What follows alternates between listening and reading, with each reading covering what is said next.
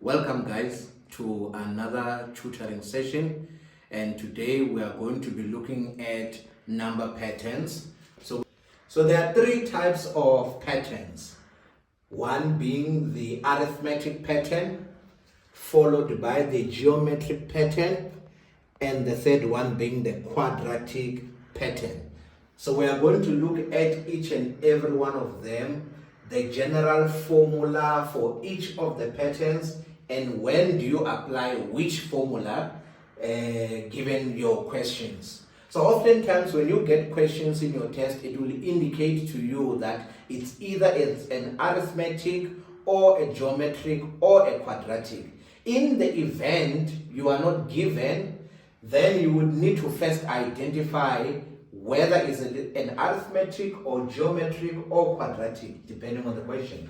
So when you look at a pattern or a series, it is identified by the first term is what A represents. So when you look at a sequence, if you are given a sequence or a pattern, whatever the case might be, the first term of that series is what this A represents. So which means the A represents the first term. And the D represents the common difference. Now, when you are given a pattern and you are able to identify the common difference, that makes that pattern an arithmetic pattern. So the difference maker is this common difference. If the difference is common, then it is an arithmetic sequence. If it is not common, then you're going to need to move to the geometric pattern. And if it is not a geometric pattern and it is neither an arithmetic pattern, then it is a quadratic pattern. But we're going to get into that as we get to the examples. You'll see. And then N represents the nth term of the sequence. So if, let's say, for instance, you are given a pattern, let's say, for example, 1, 2, 3, and so forth, and they ask you to find the 10th term of the series. We know that the 10th term of the series, it will be number 10, because that's the 10th number or the 10th position in the sequence. That's what the nth term means. Your A in this regard, which is your first term, will be the 1. The common difference is how you find the common difference, which is denoted by D. You take term 2 minus term 1, and then you find the common difference. So in this instance, the common difference will be 2 minus 1, which will be 1. Now, the reason why it is common is because everywhere you take the difference, it must be the same. In other words, also when we find T3 minus T2, we must also get 1. So that's what makes it common. If it is not common, then you move to the geometry to test whether is it a geometric or not. So how a geometric series works is, again, A still stands for the first term of the sequence. The R in this case is what's called the common ratio. Common ratio. Now, you see here we don't have a difference. We have a ratio.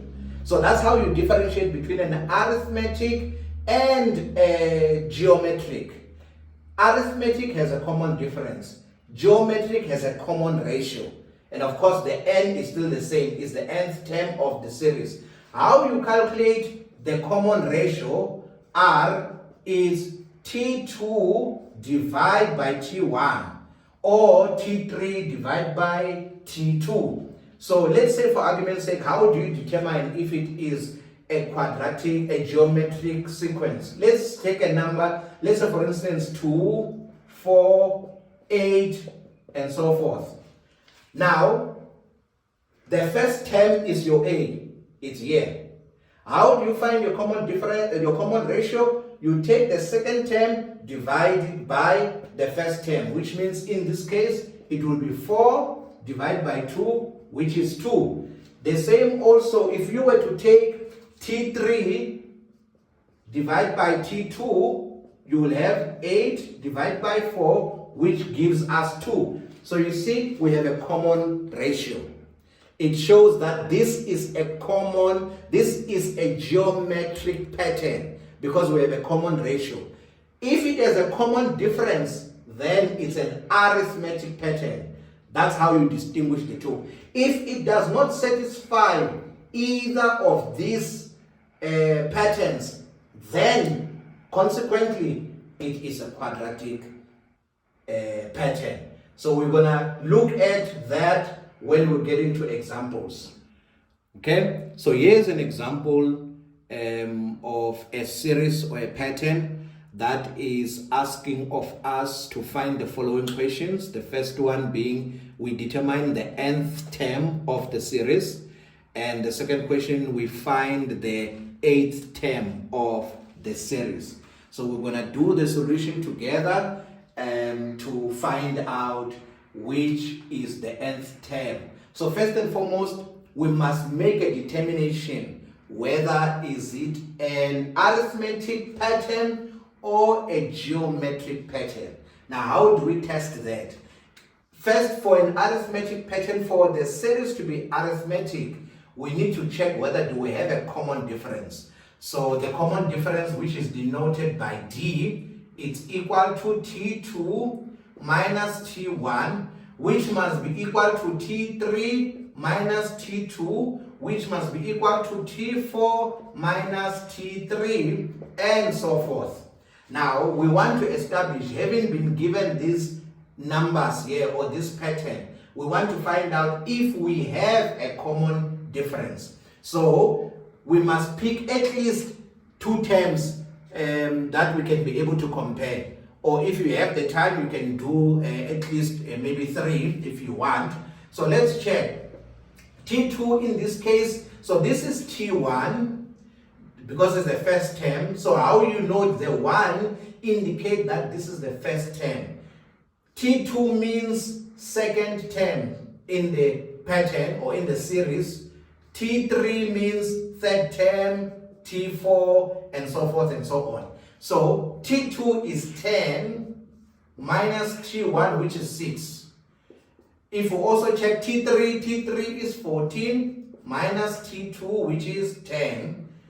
T4 is 18 minus 14. Now check if each of them are they giving you the same answer, because if they're giving you the same answer, then that means that is the common difference. So now we see that our answer gives us 4. In other words, our common difference, or the difference is common. You see, we get a 4 here, we get a 4 here, we get a 4 there, we also get a 4 there. That means the difference is common. Therefore, this is an arithmetic sequence. Now, if it is an arithmetic sequence, what is the formula for an arithmetic sequence? It is given by Tn equal to A plus n minus 1 multiplied by D. Now, what is A? Remember, A is our first term. Our first term is 6. So it means we'll have 6 plus n minus 1 multiplied. The common difference is the 4 we have found there. So now we simplify further.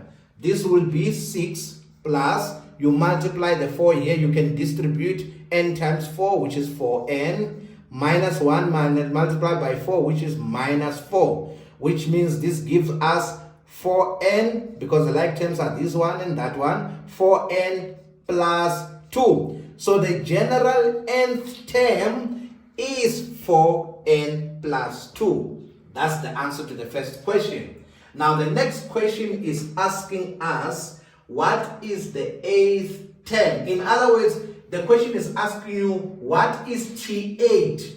Now, alternatively, if you, let's say for instance, you did not have this formula, if you were to do this manually, then you are going to need to find T5, T6, T7, and subsequently T8. We know, because the common difference is 4, it means for every term, a 4 was added to it. So it means here it will be, the next term would have been 22, followed by 26, followed by 30, followed by 34. Now, this nth term formula is to help you to be able to determine the nth term number without having to do it manually. For instance, imagine if the question was asking you find the 100th term. How would you be able to find the 100th term manually? Yeah, it will fill up the whole page. It will take you forever. So this equation, or this formula rather, is to assist you in getting there. Now, the question is asking us to find the 8th term. How do we find the 8th term? 8, this 8 is n, because n is the nth term. So in other words, to find the 8th term, we're going to go to the general nth term formula. In the place of n, we substitute 8. In the place of n, we substitute an 8 plus 2. We therefore check what is the answer. 4 times 8, which is 32, plus 4, or rather 32, plus 2, which will then give us 34. In other words, the 8th term of the pattern is 34. If you add 4 onto every term, you will eventually get to 38. Maybe let's do it together to see whether do we get that same answer. If we were to add here 4 to get T5, it will be 22. To get T6, it will be 26. To get T7, it will be 30. To get T8, which is what we are looking for, it will be 34. You see, it correlates with the number that we find here. So that's how you solve this question. You can bring in comments or questions if ever maybe there are certain questions you would like us to look at on arithmetic patterns, and we'll look at them together. Let's look at a different example. There we will see a pattern here given 1, 3, 9, 27, and so forth. And the question is asking us to determine the nth term and also to determine the 5th term of the sequence. So first and foremost, before we can be able to determine the nth term, we must first check if does it satisfy an arithmetic pattern or a geometric pattern. Now, to check whether does it satisfy an arithmetic pattern, we must first calculate the common difference. Common difference, which is given by T2 minus T1, which must be the same as T3 minus T2, and so forth.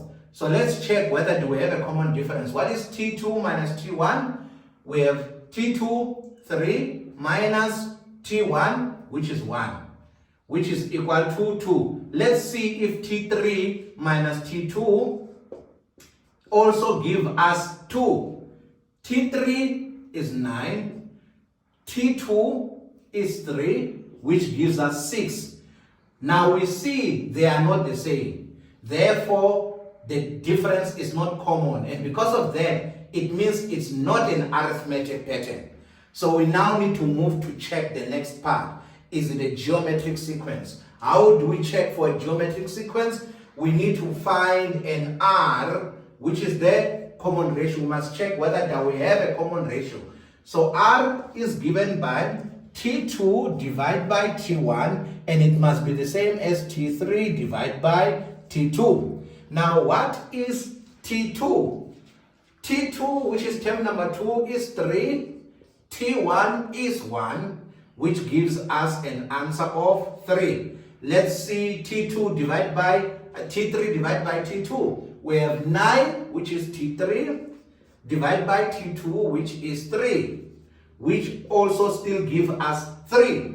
You can also check the third one, T4 divided by T3, to see whether you get a 3. And of course, you can check that out. You can do that on your own and put it in your comments there to see if ever you are getting the same answer. Now, we have proven that the ratio is common. Now, because the ratio is common, it means this is a geometric pattern.